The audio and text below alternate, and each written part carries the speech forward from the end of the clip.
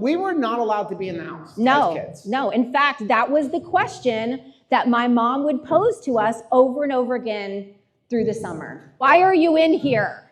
Did you ever get that from your mother? Like, yeah, get out, get outside. It was such a welcoming home.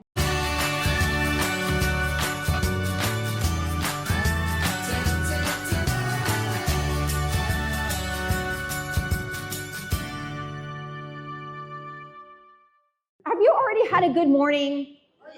I hope, do you have your phone on you? Make sure your phone is out. If you have a phone, You're gonna need it. We're gonna need it because I do have some like QR codes and then also notes, and I love that we're taking notes. Did you guys write down worth and value and cost this morning? Because that was my big takeaway, that I am going to put the litmus test over a lot of decisions I make based on what is the worth, what is it costing, right? Like this is important stuff. You know, I was never a note taker, but here's the thing, interesting fact, you only remember 7 to 10% of what you hear the first time you hear it. Which means that if you do not take notes, the only thing you're gonna take away was, there was a really loud lady and a bald guy up there. That was all I remember. I mean, that sounds, and you'll have people go, that's not true. I'm really smart. 7 to 10%. That's why the game telephone works. Yes. It's seriously, and that's why you can hear the same talk over and over and over again and always get something new. Like, we've probably watched Harry Potter, no kidding, it's our go-to-sleep TV show. Billion times. At least every episode, at least 100 times, and I still, every time I see the episode, I'm like, oh, I never saw that before. I know. So you gotta make sure you're taking notes. So we have a good question for you. Why are you in here? Why are you in here? I've heard that a lot over the years. Sometimes I've asked that of myself. Did you guys before keto have that foggy brain that you're like, why am I in here? I don't remember why I came into this room. So this was a question that our parents asked us a lot as a kid. Yeah. I think we're gonna go without microphones. No, I think you're good. Just keep it in. It keeps cutting out. Okay. So first of all, let's start off with this. We are not doctors, nurses, or health professionals. We are also not former indoor children because we were not allowed indoors. We were not allowed to be in the house as kids. No. In fact, that was the question that my mom would pose to us over and over again through the summer. Why are you in here? Did you ever get that from your mother? Like, yeah, get out, get outside. It was such a welcoming home, right? Yep. Her Southern hospitality was just so generous. I was a Northerner, but we still did the same thing. Get out. Get out. Get out of the house. Yeah. So how did you know when it was time to come inside as a kid? So I'm gonna ask you, how'd you know it was the time to come inside? Mary Ann. That's right. Street lights. The street light's on. Correct. If the street light's not on, get out. Get out. That's how you know. That's your alarm clock. So what was another way that we knew to come inside? Anybody else? Huh? You got hungry? How about the mom yell? How about the mom yell? Anybody have, like, my mom actually had a whistle that was unique to her. Yours for the kids was a yelp. It was a, what was yours? Woo, yeah. And I don't know, because they were a bunch of banshees. But yeah, they would know. My mother would yell, and I would be inside of a neighbor's house and be like, my mom just called, I gotta go. Like, that was it. Yeah. The other way you knew was another mom yelling that your mom is calling. Yes, I am yelling at you because I hear your mom yelling for you to come home. Yep. The two moms. Also, maybe lightning. Maybe lightning. And I am a 7th generation Floridian. Take a picture. So you would get lightning every day, but it can't be that lightning. It had to be serious. Serious lightning. Right. Serious lightning. I mean, it's funny, when I first moved to Florida, I'm from New York originally. I've been here for 30 years, but when I first moved to Florida, you know, lightning, although lightning is Florida's the lightning strike capital of the world, it wasn't taken as seriously, especially as a sports official, until I guess it was about the year like 2000. And I remember a friend of mine was officiating a high school football game, and lightning struck the field and it killed a couple of players and an official. And that is when all of the schools in Florida started with lightning detectors. But hear that. But before that, in baseball, okay, we're off. We can yell. We'll just talk loud. Before that, in baseball, like, you had to say like, oh, the lightning is right there. Kids are holding aluminum bats, right? It was just not that big of a deal. And I was the 70s. I was born in the 70s. So he's telling you in the 2000s, we decided it was an issue. Right. So that's 30 years of like, no, I'm sure it's fine. So what were some not good enough reasons to come inside? Things like flesh wounds.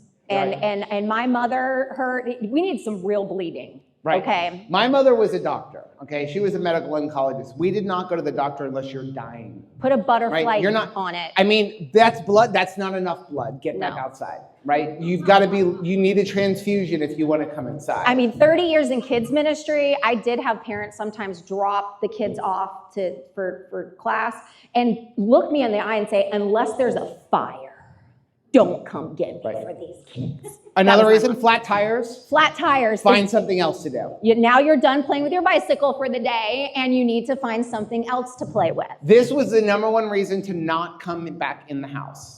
Boredom? Boredom. Boredom was not even a thing until 1981. My mother that was not in her vocabulary. My mother had two rules you were never allowed to say to her. Number one, don't ever say I'm starving. She would say, you're not starving, because I grew up in the time with like starving children in Ethiopia. Yeah. She's like, that's starving. You're hungry, you're not starving.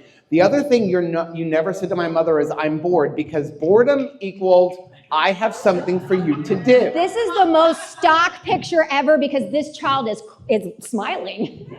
Have you ever seen a smiling child do dishes before? I've never seen that. So with all of that being said, here's the question. Why did we lose weight during the summer? So before keto, like I was 170 pounds more than I was right now. So that's a lot of weight loss, right? Joe, more than 100 pounds lost for him as well. But even us during the summer, even with a life of just morbid obesity, our entire lives, childhood, middle school, that was so fun. Be morbidly obese in middle school. I highly recommend it. I looked forward to summer break when I was in middle school and high school, not because no school, and I hated school, by the way. It was because I knew I was going to drop 20 pounds. It was just going to happen. It just happened every summer. I lost 20 pounds every summer. Are we the only ones, or did you guys would find like you'd go back to school and like something had happened? Right. Something effortless. Don't worry though, you weren't losing weight because it was the hose water. No, I don't. I want you to know that we're not going to recommend that you just go back into drinking hose water because that was the key to losing weight. So let's take a look at this. So as children, we enjoyed natural dopamine balance. Right? As kids, our dopamine came from real life. We were running barefoot. We were riding our bikes. We were playing tag. We were climbing trees. We were swimming until we were actually hungry. Right? Yeah.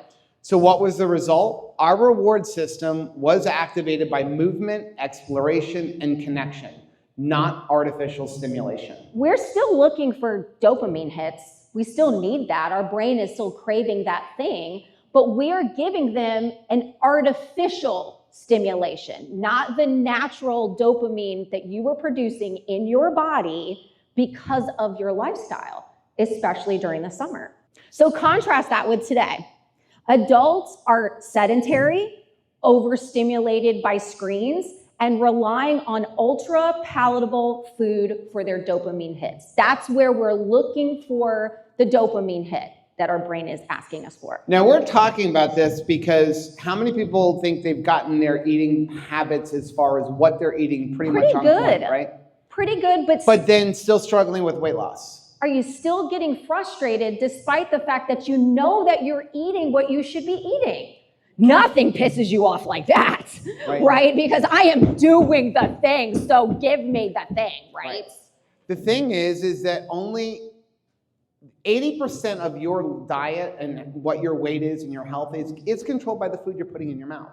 But the other 20% is sleep, stress, management, and movement. And if you don't handle those, the food isn't going to matter. And we learned this, even though I've always known it, it really hit us hard last year at this time. So if you don't know, last year at this time, we bought a farm. We moved from the city to the country to become more self-sustainable. We bought a farm. In last year, it actually started right at this conference. We moved the week after this conference last year. We were moving, living in an RV. Our son was getting married. We were gutting a house because the house we bought, we cannot live in because the old owners smoked in it for 20 years and the walls were yellow as this Champions for Health sign. All of that going on, our eating did not change at all. We, in fact, got stricter. We were eating almost complete carnivore, yet we both gained over 20 pounds. Stress. So, chronic overstimulation reduces dopamine receptor density, especially in the prefrontal cortex, which governs your decision making. We make some bad decisions sometimes, right?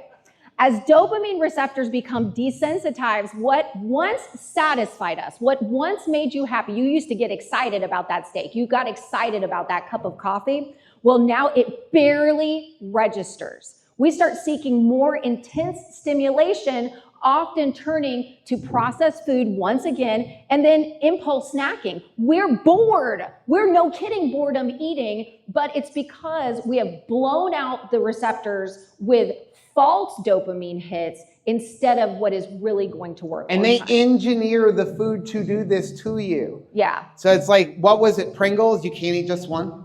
They knew that before they put the ad out. They engineer it to do that, and the food has become like any drug or alcohol where you need more and more and more to get that same hit because we've blown out our receptors for the dopamine. So here are some common mental and emotional signs that you are overstimulated by dopamine triggering inputs. You feel bored unless you're multitasking. Which we all know. Anybody experience that? Okay, can we also explain something? There's no such thing as multitasking. You cannot multitask. It is impossible. You cannot do two things at the same exact time. Not well. You can try, yeah, but something will suffer. You can't fold laundry and watch television at the same time. I mean, you can do it, but you're not 100% focused on either one. It's impossible to multitask. Anybody says, I'm a really good multitasker. No, you're not. Something is Look at how wrinkled I made Joe's shirt this morning because I was multitasking. We live in an RV. We're doing the best. Okay? On a farm with 35 turkeys and 50 chickens. I did clean my shoes off because we are in a fancy hotel. We've got 28 quail in the RV at the RV park down the street. I mean, how bad are we? Don't report us. Okay. Okay, so another thing. You chase constant novelty. What's new and what's next? I got to be there. I got to put my money down. All of those things. You're in a bad mood when you're not stimulated. Cravings appear when you're overwhelmed or idle. So either I've got too much going on or I have nothing going on. The same thing is happening. Here's a really bad one. You can't stop checking your phone even when you don't need to check it. Anybody just like pick up the phone to look at it? Oh, why am I even picking this thing up? Right. I don't need to check it. It didn't ring. I felt bad. We had Chris and Megan at the RV last night. I must have picked up my phone like 20 times. Just like pick it up and look at the screen. Like, why? Well, because it's like a baby that's sleeping. You're worried that the baby is sleeping, and you're checking on it because the baby's not sleeping. You're checking on it because the baby is sleeping. Anybody check their watch that they forgot to put on? Like throughout the day, like, oh, I didn't wear my watch today. Why am I even checking? I don't know. Okay, so here's some common physical and behavioral signs that you are overstimulated by dopamine triggering inputs. You have short attention spans and mental fatigue. You bounce between thoughts or tasks constantly. Long form reading or conversations wear you out. You'll leave from having a conversation with someone and you're like, oh my gosh, I feel like I'm completely worked out, like in a gym. This is crazy. You overeat when you're full. You feel tired, but also wired.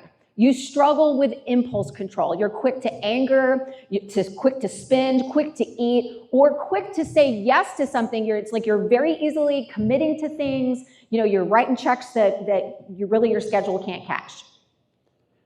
Some common spiritual and identity signs that you are overstimulated. You've lost the joy in simple things. You feel spiritually and emotionally disconnected. It is hard to pray, reflect, or sit with yourself. Or you're filling every silent instead of listening inward. So you are not broken. What is happening is just working. Overstimulation is when your brain is so used to fireworks, it can't see the stars anymore. There's nothing wrong with you. It's just that you're overstimulated. And we do that. The whole world right now, I mean, there's so many beautiful things. I said, get your phone out so that you can take a picture. There's a good side to having a camera and having like our whole life right in our pocket.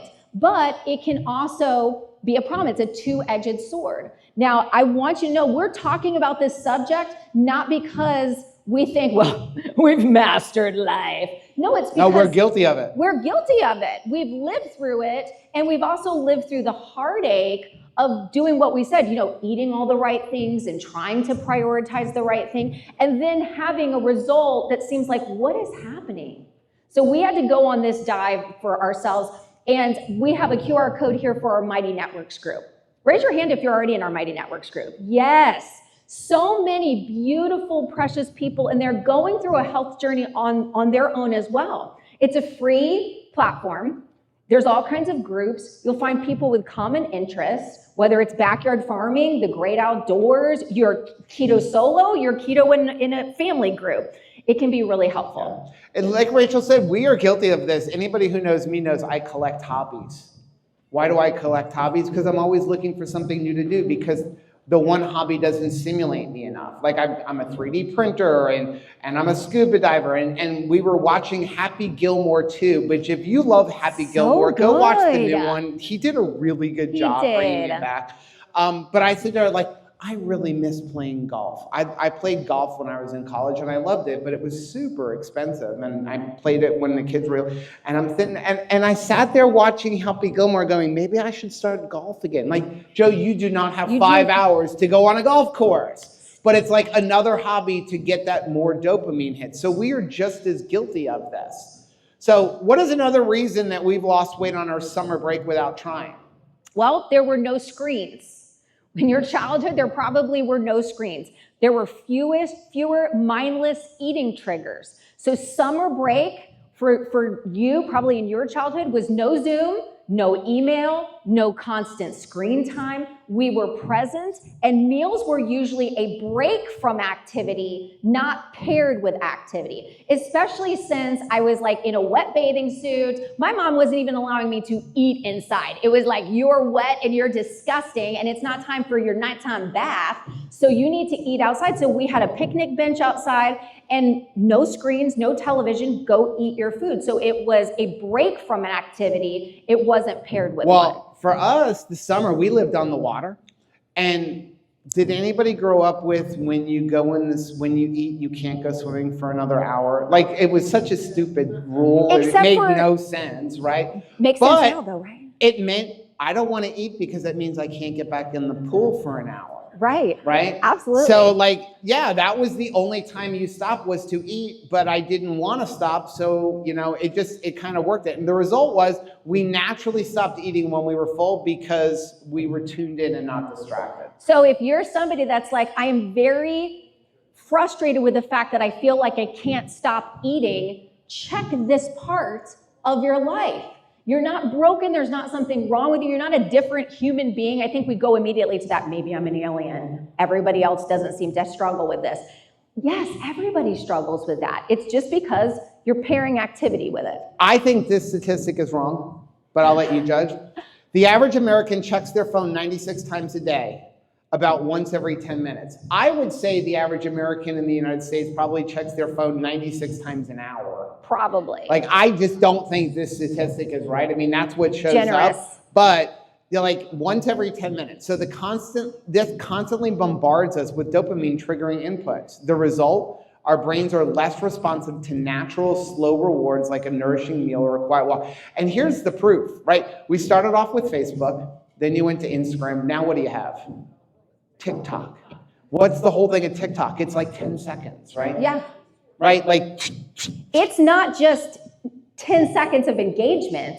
It's 10 seconds of a Michael Bay movie. Like, I'm like, how are these women like showing me like, here's what I'm wearing today. And there's like 4 explosions in it and like 3 different track changes on the music, right? I mean, there's just a lot going on. So we keep upping the game, and you will see the more dopamine slamming you get, we're just going to keep going up and up. Next, there's going to be a social media platform where they actually connect you to electrodes. This comes with a free electricity kit. And while you just get electrocuted while you're watching it.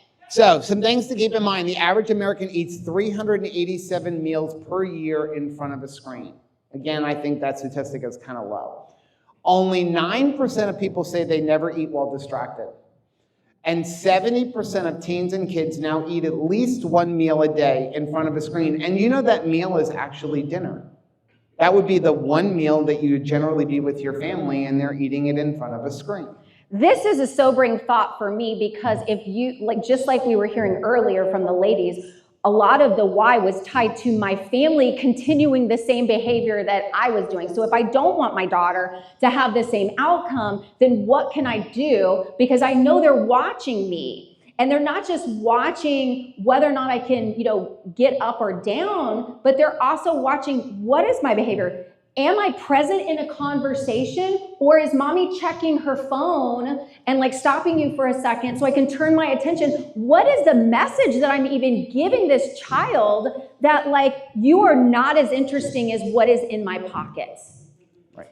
That scares me to think that my granddaughter would think that, right? Social media is the greatest and worst thing ever invented. It is awesome. Listen, we're social media influencers. It is literally our job to be on social media, so don't put it down right now. But think about this. It causes divorces. People hook up with old boyfriends and girlfriends that they haven't seen in 30 years. People stop talking to each other. Go to a restaurant and look at how many people are sitting at the table across the table from their spouse or with their children, and everybody's got their face buried in a phone. They're so distracted. Meanwhile, they're paying $100 to sit in a restaurant. Right. So a study by the American Journal of Clinical Nutrition found that people consume 31% more when they are distracted during their meals, and up to 71% more later in the day. So hear that. Because that doesn't just mean that at mealtime you eat more, you're consuming 71% more later in the day.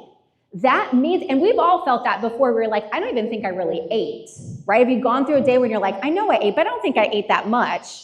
It's because you were distracted in that eating. So it means that it doesn't just make you eat now, your fullness signals are going to change as well. So distracted eating isn't just a bad habit. It is scientifically proven to trigger for overeating, poor digestion, weight gain, lower satisfaction, and less food awareness of what you're even eating. So if that's a struggle that you're having in any of those areas, it might be worth checking out. We talk about sleep habits, eating habits, not just the food you're eating, but just the whole atmosphere in which you're eating. And this is something that we do battle with, and we talk a lot about on our YouTube channel, where we will do a lot of vlogs, and it's something that I know that I talk about all the time, watching TV when we're eating. We're very guilty of it. We're very busy. Again, we're running a farm and we're rebuilding a house. So I don't even think about eating until it's time at the end of the day. It's 9 o'clock at night, which I shouldn't be eating at 9 o'clock at night. And also I want to kind of just chill and do nothing. So let's eat when I'm not supposed to eat at 9 o'clock at night, and then do that in front of a television. Oh, by the way, while laying in bed. That's called habit stacking, but terrible. This is nothing that Atomic Habits would these recommend. are things that we are guilty of. So what's another reason that we lost weight on our summer break without trying? Well, there was more movement without feeling like it was exercise, right? We didn't go to the gym, we played. Movement was spontaneous, it was all day long, and it was joy-driven. So we were chasing fireflies, and we were playing tag, and we were building forts. That's zone 2 cardio plus a HIIT workout with 0 effort at all. We enjoyed it. You got up every morning being like, hey, I got to get out the door, right? So the result of that is we're in calorie burning, insulin sensitizing states all day long, and we didn't track anything. We didn't track anything. Listen, I get a lot of crap for this, but tracking is stupid.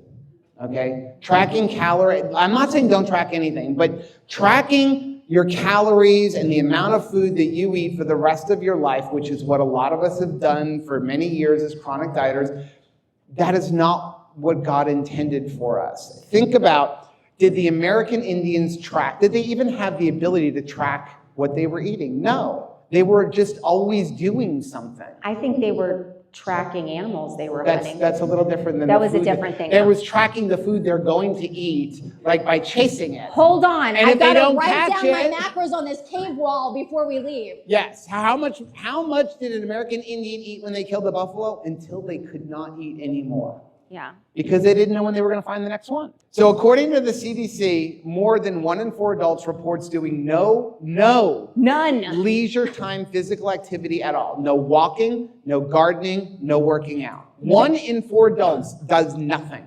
That is frightening. Think about that. What did you do today? What did you do over the weekend? Nothing, but like really mean it. And again, we were guilty of this. Yes. So she lost 170 pounds. I lost about 130 pounds.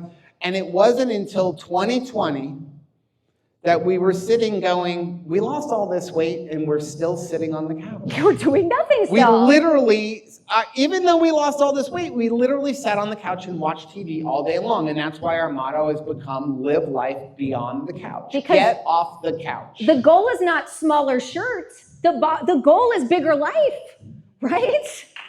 My gracious.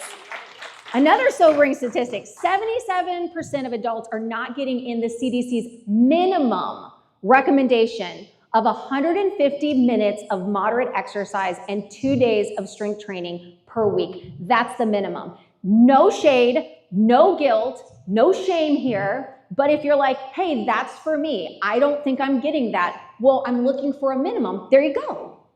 Get started right there. There's the goal. 150 minutes across the course of your week and 2 days of strength training. And what we usually recommend is start with 10 minutes. Don't overhaul your life. Well, I've got to quit my job because I'm going to pursue muscles. You don't need to do that. 10 minutes a day with what is in your house, and not even. If you say 10 minutes a day, I'm going to do this for 10 minutes. I promise you, I will cook your spaghetti noodles right now because in 10 minutes of oh my goodness, and just keep doing 10 minutes, Lord have mercy, you will not be able to write the thank you note. Seriously. So physical inactivity is highest among adults over 65. That breaks my heart. Nearly 40% of adults age 65 or over report no weekly physical activity, increasing the risk of falls and loss of independence. And we talk about this all the time. The older you get, the more protein you need to eat. Because as you get older, your body can do less with that protein. Here's the funny thing is, as we get older, it becomes harder to eat that protein, which means you need to prioritize the protein even more. Add to that once you hit the age of 50, you lose 1% of your muscle mass every single year. Every year, you lose 1% of your muscle mass. So the older you get, you have to strive harder to maintain that muscle. And the muscle is what controls your metabolism, which is why as we get older, we get fatter. It's also what causes elderly people to break their hips. And then guess what happens? Something like 20% of the people who break their hips end up in a hospital and die of pneumonia, because they didn't work on their muscle. Yeah. So as we get older, we have to work on our muscle because that will help prevent the slips and falls and the breaking of the hips and the bones and everything else. Because really, I want you to live your life on your terms for as long as possible. That loss of independence, get mad. Start to get ticked off. We were talking to Nisha Berry one time about, she was working in an adult living facility, and she was like, the thing that was breaking her heart the most was how young people were getting. I expected I'm gonna step into work and it's gonna be 80-year-olds and up. And she's like, it's 60-year-olds and up. I'm not ready for somebody else to choose for me where I'm gonna live and when I'm gonna eat. And I want that independence for myself. And if you want that independence for yourself too, that's why you need to start prioritizing the movement and the strength. It's not a visual thing. It's so that you can live your life on your own terms. I look at my mom. My mom's in her late 80s. She lives in upstate New York with my sister.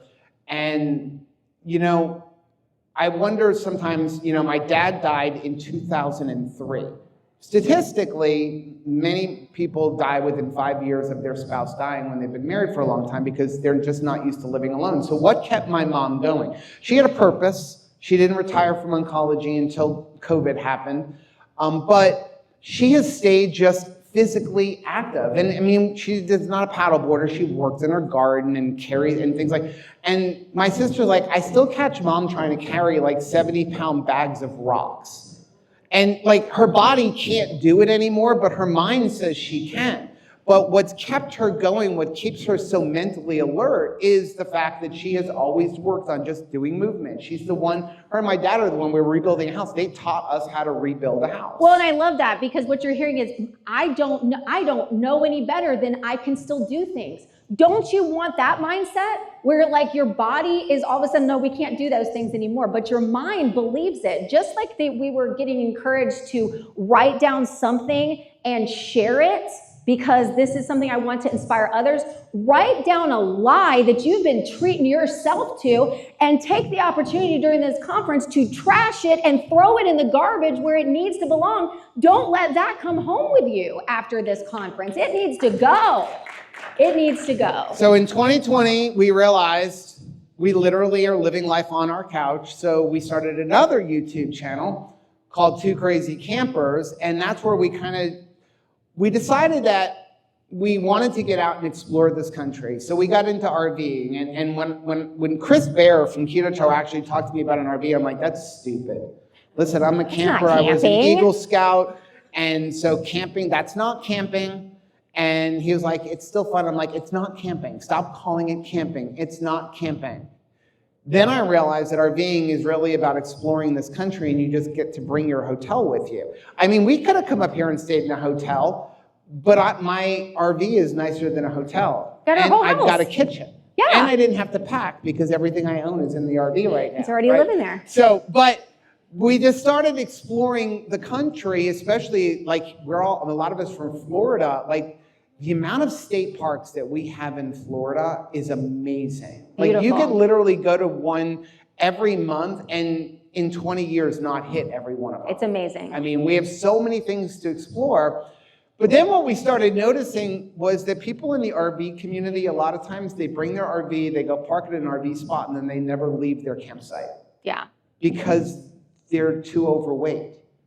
And Too so we sick. were like, well, what if we can show them how they can be healthy and do what they're doing? And then we can also show people how get healthy and go do something. Now, you don't have to get into RVing, but you can get into paddle boarding or, hiking or so many different things, going for a walk in a park. I highly recommend wherever you're from, go to an area like a rest stop or a public area that has like brochures and become a tourist in your own town.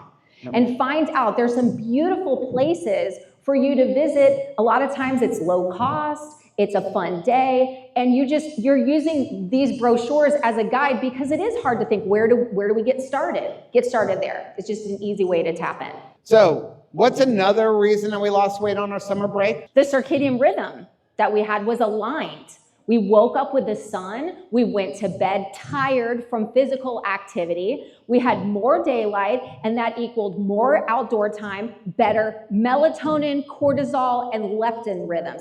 How many supplements do they have that's trying to pipe that into us, right? We think, what protein powder, what mix do we need to make so we can get more melatonin? I need a supplement for my cortisol. I need something for my leptin, right? We're taking all kinds of a battery of prescriptions for what is free outside, right? So the result is our hormones help to regulate our appetite for us. Now, here's an interesting, anybody have a hard time going to sleep at night? Okay, interesting thing about the circadian rhythm, your body will naturally begin to want to go to sleep and get tired about 12 hours after you expose yourself to daylight. So if you don't get out and see daylight until noon, guess when your body will be ready to start winding down? Midnight. So if you're laying there going, I know I should be tired, I've had a whole day, but I just can't get tired, it's probably you need to get out in daylight earlier. And we used to do that, like our grandparents, you had a newspaper, right? Remember those, like from the Jurassic Park era, like a newspaper? I even hate to admit this to you because you were gonna razz me on it, but I grew up with milk being delivered in jugs to the house. That's why you Anybody don't else look have anything that? like your father. No, just kidding. Milkman, baby, remember? So, just kidding. Sorry, Mom. Just kidding. But no, so that's why people who work from home tend to have a hard time going to sleep because they never get up and go outside in the morning. Right. So 87% of Americans have at least one sign of circadian rhythm misalignment, like inconsistent sleep and wake times, eating late at night, and excessive blue light exposure. So we're in good company. Again, I think it's important that we have these conferences and we get together in person so that we can see we're not alone. If 87% of Americans have this issue, then if I'm having this issue, should I feel bad about it? No, because everybody is struggling with this issue, right? And by the way, for blue light, don't think if you're not looking at a lot of screens, you're not exposing yourself to blue light, because now we have LED light bulbs.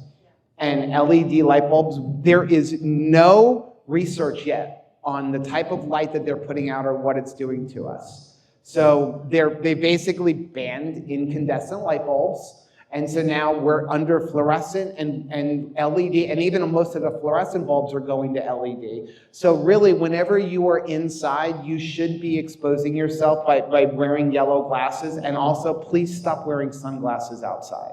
Yeah, you need... The sunglasses actually make things worse for you. Okay, so why is this a problem? Even one night of poor sleep can cause temporary blood sugar dysregulation, and that's going to contribute to cravings and fat storage. So in fact, disrupted circadian rhythm can increase insulin resistance by up to 58%. So if we're still struggling with our glucose numbers, and you're like, I can't remember the last time I had a good night's sleep. Well, even one bad night's sleep can cause an issue.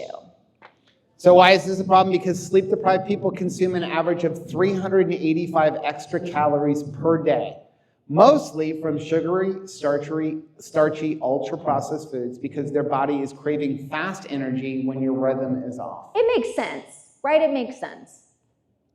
Circadian rhythm misalignment, like staying up late, is strongly linked to night eating syndrome. We finally have, why can I stop snacking at night? We have night eating syndrome, which fuels emotional and binge eating. 75% of people with binge eating disorder report night eating episodes. So there's a YouTube video, I forget the name of the guy's channel. You got 5 minutes, friend. I know, we're good. But I was watching it, and he had gotten cookies, and then every morning he was waking up finding out the cookies were all gone. And so he set up a camera, and it turns out he was literally waking up in the middle of the night eating the cookies. No idea. He did not remember it. He only knew it because he videoed himself doing it. Yeah. So let's connect the dots. As kids, we didn't lose weight because we tried. We lost weight because we lived in a dopamine-balanced, movement-rich, tech-minimal world. And I know what you're thinking. Thank you, Helpy Helperman. I'm an adult now, so thanks for telling me that things were way better when I was a kid, and I can do nothing about that. No, don't get it. That's okay. It's okay that you're not a kid anymore. So when we recreate simplicity, even in adulthood, with dopamine fasting, screen boundaries, mindful eating, outdoor movement, faith-based grounding or stillness, we can unlock the same effortless health that we once had as we were kids. This is good news, and we're going to give you a couple of tips on how to get started in doing these things. So in the morning, you need to reclaim your morning. Live like a kid on summer break. So no phone for the first 30 minutes. How many people wake up, roll over, and look at their phone? Be honest. So how about roll over and look at your Bible instead? Or a book that you're reading. Or a book. Yeah, just something else. Step outside barefoot or sit in the sun for 5 to 10 minutes. That's going to boost your dopamine and your circadian alignment. So again, I'm not saying that this health journey is going to be a part-time job. 5 minutes a day, walk around barefoot. Make sure that the chickens have not pooped in that area is what ask me how I know. And drink then salted water. And I love coffee. Or salty. Yeah, drink a salty. Or an drink element. An electrolyte of your preference, okay? So I'm a coffee lover. I love coffee. Hook it up like an IV to my veins. And then don't tell Maria Enmarek, because she's gonna say, don't drink the coffee. Rachel. Yeah, she knows. I have an addiction. However, drink salt first. Drink some salt water first. So why does this work? Because sunlight movement early in the day reset our hunger and our energy hormones, especially our leptin, our ghrelin, and our cortisol. Yeah. Another thing, we can aim for 3 to 5 playful movements a day, not just workouts. So walk after your meal, pull some weeds out in your yard. Who calls that fun? I do, because it ticks me off when my grass looks really nice and you've got some rogue Actually, thing. we have 6.5 acre farm, and Rachel's highlight is to get on the mower and mow every love week. She's it. like, I'm gonna go mow. I'm like, how I many did that for things 30 though? years. It's like, Do it all it's you a want. finished project. How many things are so open-ended? There's never, you're watching kids. How do you know when you're done parenting for the day? You do not know that thing, right? So it's dance to a song. So you know that you have to move the laundry from the washer to the dryer. The washer is actually trying to get you started. Most of the washers now is like boop, boop, boop, boop, boop, right? There's your cue. Habit stack with that. I should have put this in here, but I actually witnessed this the other day. It's going to show up in a vlog, because I came home from the store and I walked up and I see Rachel dancing as she is literally going from the turkey coop to the chicken coop, and I caught it on camera. I just snuck up on her. It was a Village People song. It was a Village People song. My mother was in love with the Village People, and my father couldn't wait to break the news to her. She was in love. Okay. Chase your kids or your grandkids or your dogs or your turkeys. Yes, and balance on a curb for fun. It's funny, our daughter-in-law just put a picture up. She is, at this point, 8 months pregnant, right? We're expecting our second grandbaby at the 8th month, so actually I guess it's 9 months, right? Yeah. And she had a picture of her on Facebook for Mom our life. son's electrical business, where she is balancing on one foot on a ball while holding the baby. And the dog is and trying the to, phone. and she was saying, this is balancing life. And I'm like, I can't do that now when you're 9 months pregnant. Oh, by the way, crouch down on the ground too. Right. Next level. Why does this work? Short, joyful movements improve your insulin sensitivity, your mood, and your appetite regulation. Yeah, it's going to help. Another thing you can do is schedule boredom. Seriously, we are going to, and it is lovely. It is lovely when you schedule boredom. Block off a daily, no input time, no screens, no music, no tasks, no snacks. Just sit outside, stretch in silence, or stare at the sky. When was the last time you went outside and just looked at night to see if there were stars in the sky? Okay, we gotta get through this. Yes. Why it works? Because it teaches our brain to tolerate low dopamine and resensitizes you to natural joy, like delicious food, meaningful conversation, or prayer. We experience this all the time, right? If you've ever fasted from sugar for a while before you started keto, and then all of a sudden things were sweeter. If you fast from any kind of even alternative sweetener, like, hey, I'm beef, butter, bacon, and egg. You do beef, butter, bacon, and egg, where you can't have any kind of sweetener for 30, 60, or 90 days. The first time you have something, you're like, why is that so sweet? Because you're giving yourself that sensitivity again. Okay, we're gonna blow through these. Eat without screens, make every meal a summer picnic, go outside if you can, turn off your TV and put down your phone, eat slowly, enjoy textures, and chew completely. Why it works? Undistracted eating activates your satiety hormones so you eat less and you feel more nourished. Practice a weekly digital Sabbath. Choose 1 day a week of no social media, no mindless scrolling, and minimal screen time. Use that for reading in a hammock, journaling, prayer, Bible study, or a walk with someone you love. It works because your dopamine levels are gonna reset, cravings are gonna drop, and your brain starts seeking reward in real life again, and that really is the goal, a real life. Okay, go to bed tired, the good kind. Come on. Get outdoors during the day, avoid your screens for 1 hour before sleep, journal, stretch, and pray instead. This works because better sleep equals better metabolic function, hormone regulation, and reduced cravings for the next day. So you don't need to be young again, you just need to live simply and fully, like we did before life got so loud. Thank you.